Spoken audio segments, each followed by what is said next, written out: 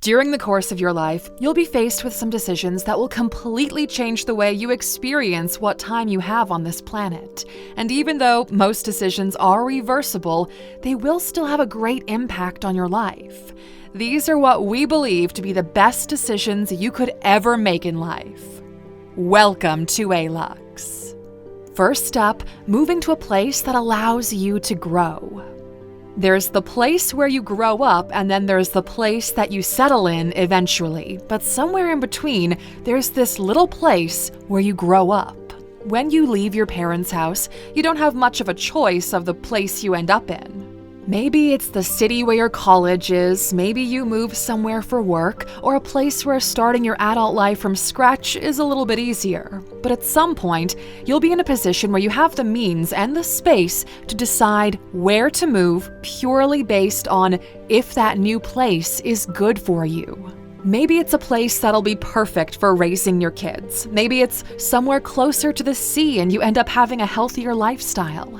Maybe it's close to the mountains and you discover the beauty of hiking in nature and fresh air. The point is, the decision to move to a place because it's good for you will always be a great decision to make. Figuring out money as soon as possible. The reality is, for as long as we keep existing, the world will run on money. That's just facts. At the end of the day, there's nothing in this world you can do without money. But Alux, a walk in the park doesn't cost money. True, but the rent for a place in a city that has a park, that does. The same way it doesn't cost anything to watch a movie at home besides, having a TV, a Netflix subscription, an internet bill, and an electricity bill. That's assuming that you even have the home already. You see, it's pretty ignorant, in our opinion at least, to think you can figure out life without figuring out money first. And that's because there are two kinds of problems. There are money problems, things like food, clothing, rent, education, so on, and life problems, things like finding your purpose, your passions, who you are, stuff like that. And when we say figuring out money, we don't mean becoming filthy rich and having more money than you can count. We mean having enough so you don't have to worry about monthly bills or vacations or where you send your kids to college or if you can afford surgery or a safer car for your family. So figuring out money is paramount. The decision to truly commit to something. There's this clip of Seth Rogen from a couple of months ago where he said, "If you don't quit, you might make it, but if you do quit, you definitely won't." It's a simple and very powerful truth. Great things take time and commitment, and most of the time, even after you've examined all of the analytics and calculated everything there is to calculate, you still can't be sure. Nobody really knows how things are going to play out in the end. The only thing you can do is decide if you're going to stick with it until the end or not. That project you started, it might become a successful business, or it might end up in the never-ending graveyard of failed startups. That new job you got, it might kickstart your career, or you might end up in a dead-end job with no way out and a hard ceiling above you.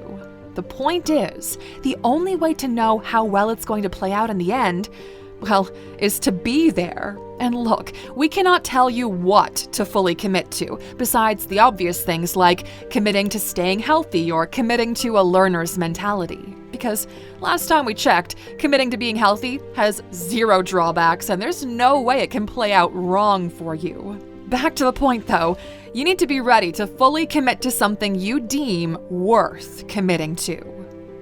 Who you keep close and who you keep far away. Habits and mentalities have this tendency to rub off from person to person.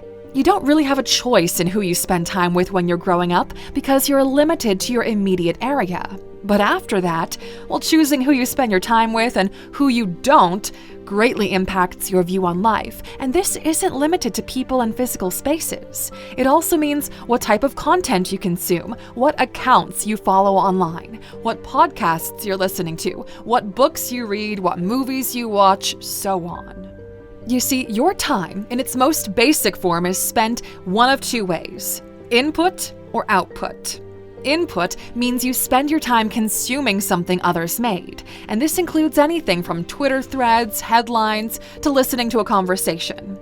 Output, on the other hand, means using your time to create something, and it includes anything from cooking breakfast to sharing an idea. And the thing is, your input greatly affects your output. Negative inputs result in negative outputs. In other words, if you hang out with miserable people and consume negative content, well, there's a good chance you'll end up being miserable too with an incredibly pessimistic view of life. And that's just not worth it. Some people will lift you up and some people will tear you down, so choose the people you hang out with wisely. Putting in the effort to fix a pain. Everyone at some point has some kind of baggage they carry with them slowing them down, like a never-ending pain that keeps coming back every now and then. What we found is that putting in the effort to fix that pain is always worth it. You see, people aren't always really who they say they are. They're either who they make an effort to be or who they let themselves to be. And making an effort to be the person you want to be is so ironically hard. For example, if you're overweight and your health and well-being are gravely affected by it, you first have to come to terms with that fact, which is inconvenient because you admit you failed to take care of yourself properly. And then you have to make an effort to lose weight, and going to the gym at your stage can feel kind of embarrassing. Maybe you're self-conscious. Or if you end up in a financially bad situation, well, you first have to admit to yourself that you are not good with money, which is never fun. It never feels good. And digging yourself out of poverty, well, that's a very doable but difficult task. But the point remains, if you have a pain that keeps chipping away at your mental space, make the effort and go fix it. The decision to be happy.